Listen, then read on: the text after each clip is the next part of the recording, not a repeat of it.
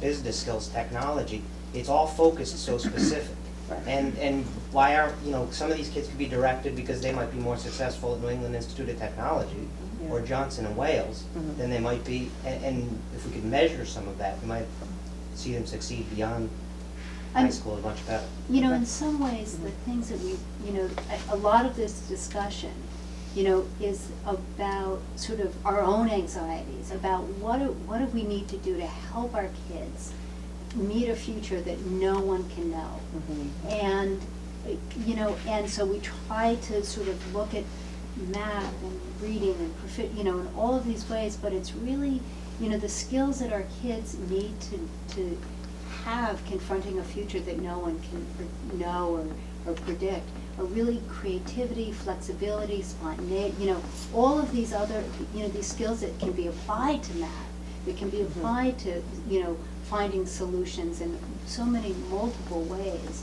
And, so how do we sort of measure that or specify that or lead in that way? And, then we're talking about sort of preparing our kids, for a future that no one knows. One of the interesting things when you look at some of the international comparisons is the United States gets visitors from all of these countries that, academically their kids are knocking it out of the park in comparison to ours. What they want to know is, what is it about the American education system or about our culture that produces a Steve Jobs or a Bill Gates? Right. They haven't been able to replicate that, Yeah, right? there was a good Despite- article about that recently. Despite all the success they've been having academically, and they're trying to figure out what's the special sauce that we're doing Yeah. to do that. Right. But those are college dropouts, by the way.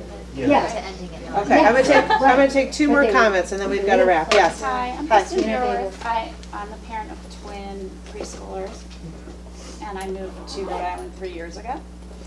And I want to thank the ad hoc committee. I did fill out the survey recently, and I thought they did an excellent job of categorizing different areas.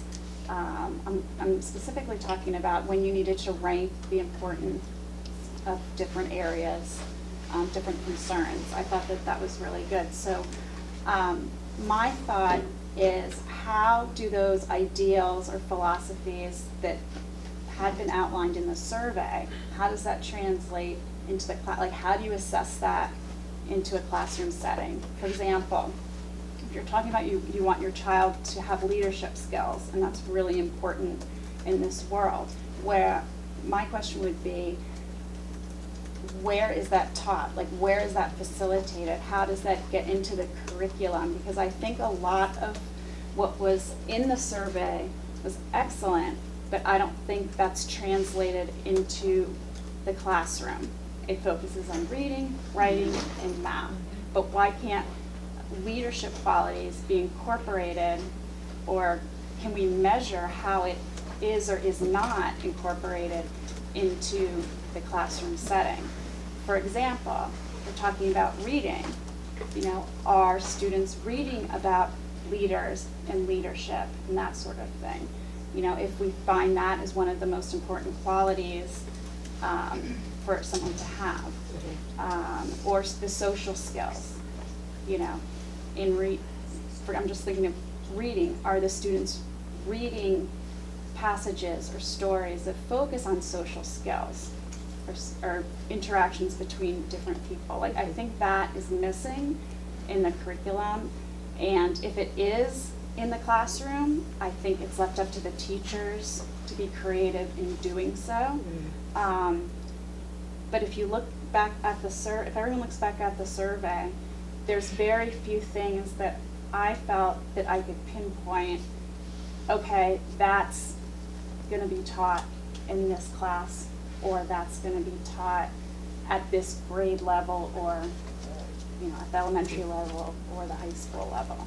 So that's one thing. I don't know when you're preparing a report or we're coming up with our plan of action, that could be a goal, is to try to incorporate some of those. I guess it would be the qualities that you might see in an innovator, a leader in the community, and how that gets translated into what message we're sending to the kids.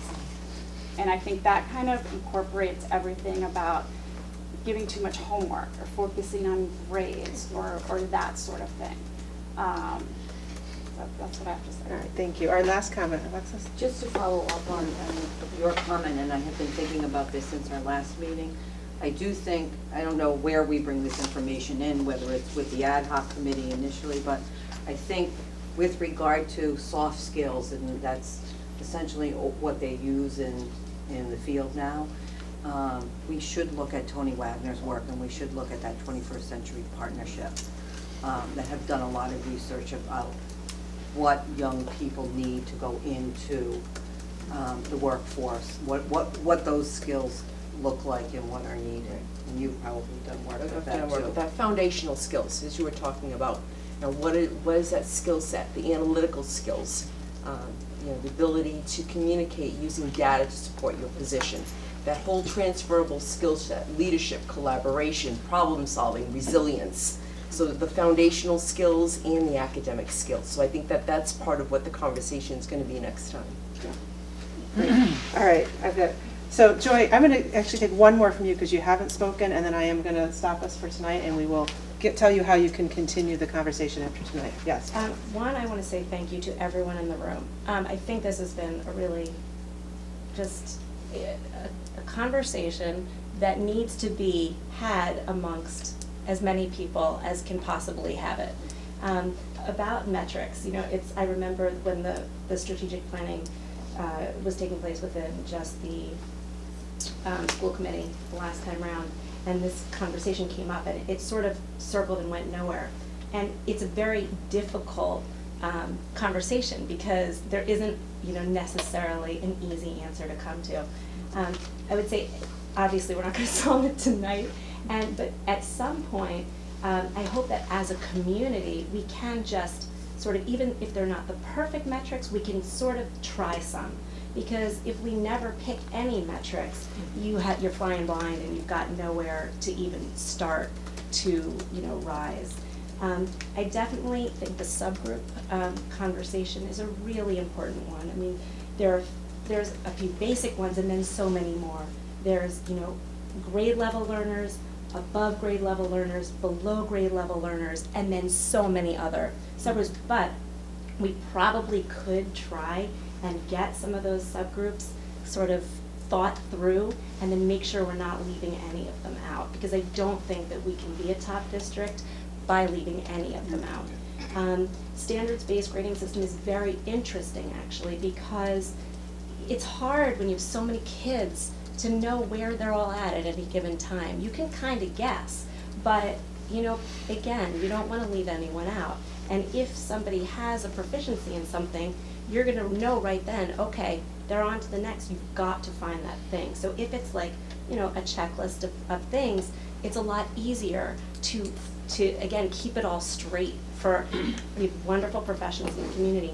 But I can only imagine how difficult it is to, you know, manage the basic lives of the children that you all have in your classrooms and make sure that things are meaningful for them and enriching.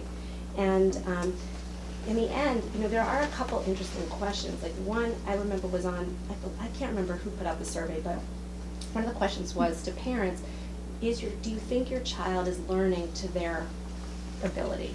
And I think that is an interesting question because, you know, because if the answer is no, then why? Then we need to get at why no and try and feed that into the system.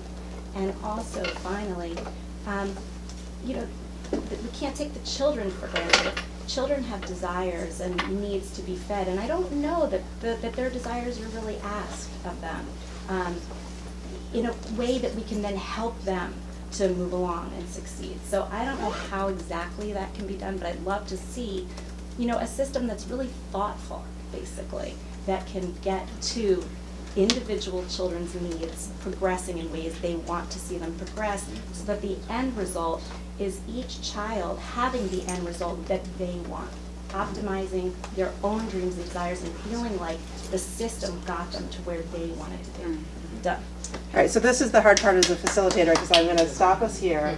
I wanna tell you that, so for those of you who didn't, say anything tonight, or have something later that you're thinking about, you may email both Carolyn and David, those comments, and we'd love to have them, because as we kind of compile this and synthesize the themes that are emerging, we need to share this back with the ad hoc committee, and we'll be able to incorporate that in. So please do not hesitate to follow up with Carolyn or David with that thought that you might have after we leave here tonight. Kristen, can we put the, Yeah. David's presentation on the district website? Yes, I think we can do that. We're recording today. I don't know if we'll get to post that. I'm So, hoping. right, so, Yeah. thank you to Dr. Sun, who had to leave early, but to Mr. Zhang for running the camera. We're just, many of you know that, that a number of us on the school committee would love to see us at some point be able to videotape public meetings. There's a whole host of issues associated with it, technological and in terms of staff and time and all of that. But we wanted to experiment with a particular, very affordable setup just to see how it works. And so if it turns out to be a high quality video, we can post it. If it didn't work so well. If my then outfit we may- is not right, very good, then we we're may not try doing it. something else, we may try something else If out the video next was time. broken and it's So, audio. Exactly, so this yeah. was really just Yeah. an experiment. Yeah. We'll see whether it worked out, but we certainly can post the presentation and the superintendent, Dr. Mercurio can include it in his field memo as well. We certainly can get it out there a little bit.